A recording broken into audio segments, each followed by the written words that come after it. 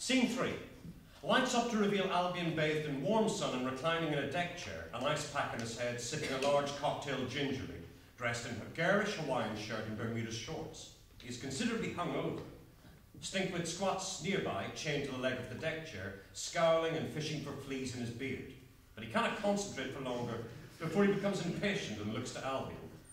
The sun is no place for a hangover, Majesty. It is well known that the worst effects of a hangover are induced by dehydration.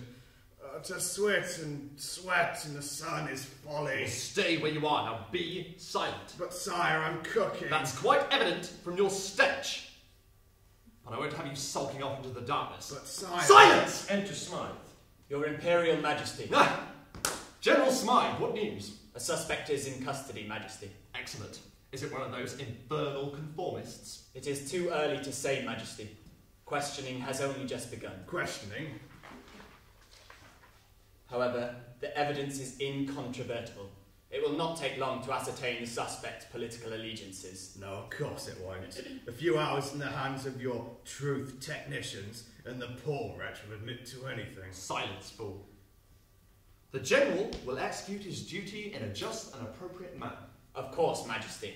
Execute? How appropriate. Just for a piece of graffiti? Surely the Imperial sense of humour has not become so atrophied that His Majesty cannot appreciate a harmless joke made upon his person on Carnival days of all days. Albion turns to glare at Stinkwit until the pain in his head forces him to subside back into the deck chair, ministering to his temples with the ice pack once more. Maybe he's right. Don't be overzealous, General. It's probably a prank. Out of Albion's sight, Stinkwit mocks Smythe silently. That may well be so, Majesty. But we cannot let our guard down. If the terrorists grow bold enough to strike us here, at court, we must act. Albion waves him away without opening his eyes. Then away, General. Do what you must, but no more, understand? Stinkwit shoos him away, gloating. Yes, Majesty. Albion settles back into the deck chair, as though Smythe is dismissed, but the General remains. There is another matter, Majesty. It appears there have been mass desertions. Desertions? Desertions? Yes, Majesty. Intelligence reports towns across both former borders empty, and a flotilla of small ships, heavily laden, making for the old kingdoms. What?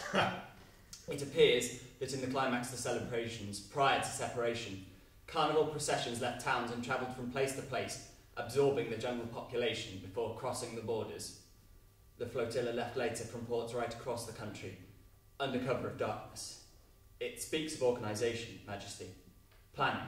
Then It can be no coincidence. Voted with their feet on the day of days, Albion's glory. Albion rises in a rage and kicks at Stinkwit viciously. Silence! How many? Many tens of thousands.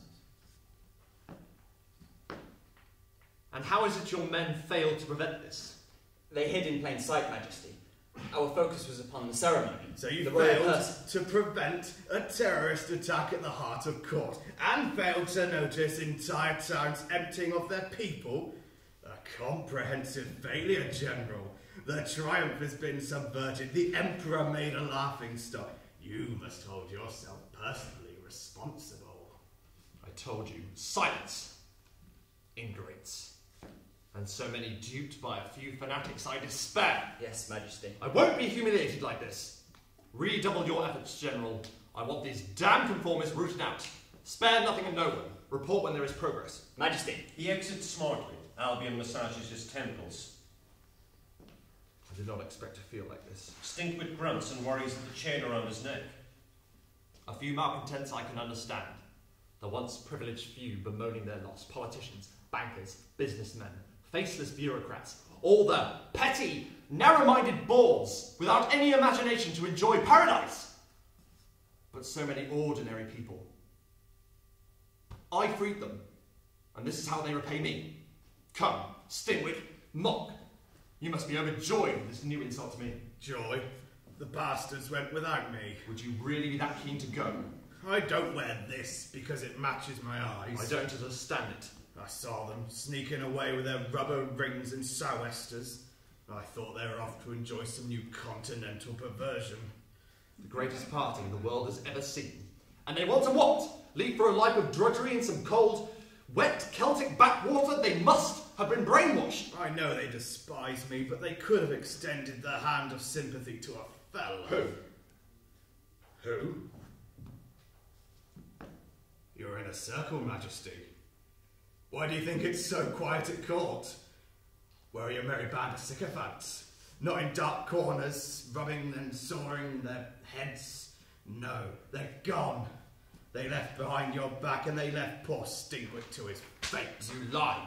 Never. You name me Stinkwit and bind me to the truth for all the good it does me. They are gone. Your humiliation is complete. Albion's temper rises and he coils the chain around his wrist, dragging Stinkwit to him. You will only go me so far, fool. You're the fool. Go see for yourself. They're gone. Not just some malcontents at the borders, but the chosen few. No. They all dream of the ordinary lives you stole. They go hungry to feed your excess. You ruin their land and then steal that from underneath them too. That's your paradise, and you wonder why they leave. Albion lifts Stinkwit by the chain until they are face to face, coldly watching the life drain out of him, until, abruptly, he releases him and storms off stage. Stinkwit recovers enough to crawl off in the opposite direction, dragging the deck chair and the chain behind him. Lights to black. Scene 4. Albion's bedchamber. Lights up slowly, tight on Albion as he sleeps fitfully, troubled by violent nightmares that suddenly launch him awake and out of bed, staggering and gasping, covered in sweat. It takes him long moments to come to some semblance of self, stands, swaying slightly, distracted and staring absently until purpose slowly animates him. Albion makes his way to the dungeons, disturbed by fleeting echoes of laughter. When he reaches a doorway, he pauses, suddenly tentative. Smythe? He enters. Lights fade to black, then a spot comes up slowly on a bound figure suspended from above, its face hooded and hidden. Albion appears at the edge of the light, caught between horror and fascination. He approaches slowly until he is face to face with the figure. Why? There is no response. But Albion is lost in a building frenzy, repeating the question and raining wild blows on the figure. Why? Why? Why? Suddenly, he is spent, left shaking and appalled at what he has done. He turns and flees into the darkness. As the spot remains on the suspended figure, blood collects and drips down. Fade to black. Scene 5. Albion's bedchamber. Sounds of a great kerfuffle off stage, people shouting, running, alarms ringing. Albion starts upright, bedclothes knotted around him, enters Smythe smartly. Your Royal Majesty is unharmed. Sabotage, Majesty. The terrorists strike again. Our navigation system. We sail blind and into a building storm. Shall I call a full stop? Blind? Yes, Majesty. The engineers are working hard to repair the damage, but for the time being, we are blind. Then we steer by the compass, steady as she goes. Majesty, the storm. We are an island under steam, not a fucking peddler! Let the heavens rage. We'll not capsize. They will not stop me now, Smythe. Majesty. There is another matter. Yes. The prisoner is dead, Majesty. Not by my hands or my officers. Dead? Yes, a violent attack. A crime of passion. Passion? No. Revenge. Majesty. They strike against me. Albion displays his bloodied hands like a prize boxer. Majesty. Not just pomp and circumstance. I will call the doctor. Doctors be damned. I'm glad for the pain. I regret that His Majesty saw it necessary to take the matter upon himself. I did not mean to undermine you, Smythe. We must hold fast. We are the iron and the grit, you and I. Yes, Majesty. They grow bolder in spite of us, Smythe. Sabotage. A clumsy act of desperation. The terrorists have played their hands and lost. They did not stop us, and now we close in upon them. I want an end to this, General. Be ruthless, swift. Yes, Majesty. Let the night storm rage all the harder for knowing when morning comes. Peace. His Majesty can rely on me. Good. Then go. He sits on the edge of bed, staring blankly, until he is roused by a distinct sneeze from underneath him. You! Hell's teeth. Albion scrambles to reach under to drag Stinkwit out. Traitor, what's your part in this? None, Majesty. Sabotage my ship. You'll hang. General! I did not. I could not. I'll not listen to one more word of your poison. All those years at my side. General! Accused Stinkwit of murder and mayhem, then of magic too. Albion is confused, Stinkwit disgusted. Because I would need the dark arts to escape the shackles thrown upon me. Or had his majesty forgotten? Stinkwit yanks his chain furiously. Maybe I found the key, or picked the lock while you slept. Went about my nefarious deeds to return and bind myself again. But I did not, chained to lie here in dust and filth, or had you forgotten? Guards! If I am to be accused, let us not draw it out any further. I'll gladly swap this chain for a rope. General! You deny you hate me! After all these long years of torment! Not for a moment. But I am not your saboteur, nor even a traitor. Can you imagine the countless times I could have cut the royal throat over these past 10 years?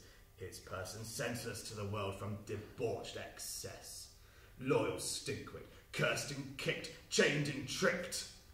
I could have ended this before it started. More fool me. Albion hesitates. Stinkwit grabs his wounded hands. But I do not have it in me, Majesty. Albion, what have you done? I did what was necessary. Murder. Your tyranny is complete, your madness total. I'm no tyrant. You have killed a man. Where is the joy in that? Albion cannot reply. Well, what of it? Between one nobody and the glory of a nation, who cares? And he was hardly the first. Stinkwit. By your hand at your command, what's the difference? You've kept your general busy since the glorious revolution. I did what was necessary. For the love of my country, to keep the dream alive. The dream is dead, Albion. Stillborn, if truth be told. End the bloodshed, the suffering. If you really do love the land and its people, end it now. Stop the ship, signal for aid, lay your crown aside. Albion coils a loop of Stinkwit's chain around his neck and chokes him. I'll make you wish you had breath to regret. No more rope for you, old friend. No public stage. This is it. So be it. Stinkwit deftly wraps a loop of chain around Albion's neck and they relentlessly choke each other, faces pressed together. Hello? Maybe they're dead already. Oh. She is confronted by Albion and Stinkwit's violent struggle. Pardon me, but can either of you two gentlemen tell me where to find Emperor Albion? I'm rather late for the party. Albion is transfixed as though he has seen a ghost. Miranda peels off her sou'wester to reveal a resplendent evening dress. That's better. Disgusting weather. Now, Miranda Burlington, special envoy to the world nations. To whom do I have the pleasure? Miranda. Albion, don't. Albion? Well, hello. Miranda. Oh my God, Miranda. He seizes her in a desperate embrace. Well, that's nice. Beats being shot at for sure. She extracts herself expertly. So, Emperor Albion, I've come a long way to see you. I haven't seen you for so long. No, dear, we've never met, remember? Now, I've clearly missed the party, but do you reckon we could rustle up a coffee and a sandwich? I'm sure I saw the kitchens back there. Come with me. She takes him by the arm like a small child and leads him off. Albion, this is your chance. Albion! Lights to black.